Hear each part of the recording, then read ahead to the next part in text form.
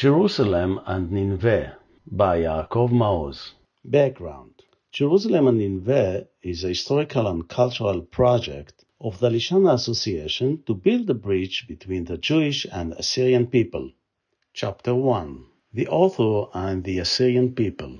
The author's relationship with the Assyrian people and the action he has taken in the last 4 years to establish contact with Assyrian and Chaldean communities in the world. Chapter 2. The biblical story, presenting many revolutionary opinions of Jewish commentators and Israeli researchers regarding the limited scope of the Assyrian exile and regarding the unprecedented cultural contribution of the Assyrians to the Jewish people. Chapter 3. The prophets of truth and justice. The prophet Jonah was the first Hebrew ambassador to the land of Assyria, and he teaches the Jews to help their Assyrian brothers today. The prophet Isaiah connects the future of the Jewish nation with the Assyrian nation. We are the children of these prophets, and we must fulfill their spiritual will. Chapter 4. The status of Aramaic in Judaism. Some of the most sacred prayers in Judaism are said in Aramaic. Next to Hebrew, it is the second language of the Jewish people.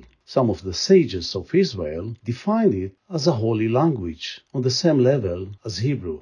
Chapter 5. Aramaic Assyrian. Although the members of the Jewish people call their language Aramaic, and the members of the Assyrian people Assyrian or Surit, there is no fundamental difference between these two forms of language. Chapter 6. Assyrian Jewish theology. There is no other nation that occupies such a positive and central place in Jewish theology. Re-exposing these contents to the Jewish people will significantly contribute to changing the attitude of Jews towards the Assyrian nation. Chapter 7. The sacred Ktav Ashuri, Assyrian script. One of the dramatic effects of the Assyrian culture on the Jewish culture throughout the ages is that all Jewish scriptures are written in Ashuri script. The modern Hebrew language is also written in Ashuri script. Chapter 8. The land of Ashur. Only the Jewish people preserve to this day the name of the land between the rivers as the land of Ashur.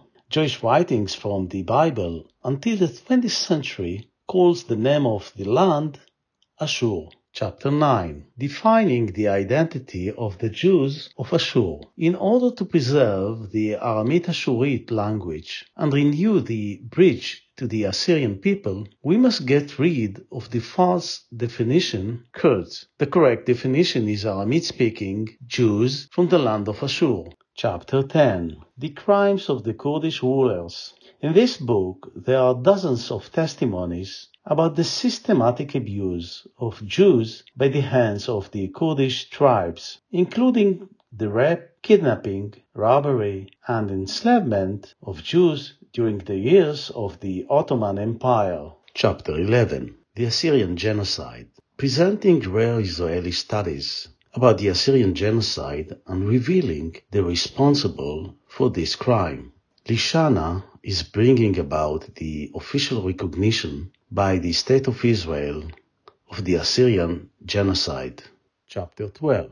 Israel and the KRG, describing the necessity of maintaining military cooperative relations between Israel and the Kurdish Autonomous Region, and explaining the geopolitical conditions. Chapter 13. Arameans and Assyrians in modern Israel. According to Israeli law, members of different nationalities, such as Arameans and Assyrians, may be registered as such in the population registry. This is an exceptional precedent that can be used by Assyrians to settle in Israel. Chapter 14. Israel-Assyria Alliance. A vision of a modern alliance between the State of Israel and the Assyrian people. This includes active support of the State of Israel for the Assyrian people in the world. Chapter 15. The Assyrian Embassy in Jerusalem. On the model of Christian embassy in Jerusalem, the book proposes to establish an Assyrian embassy in Jerusalem, a kind of culture house for the Jews of Assyria and political center for the state of Ashur. Chaya Ashur, Chaya Israel.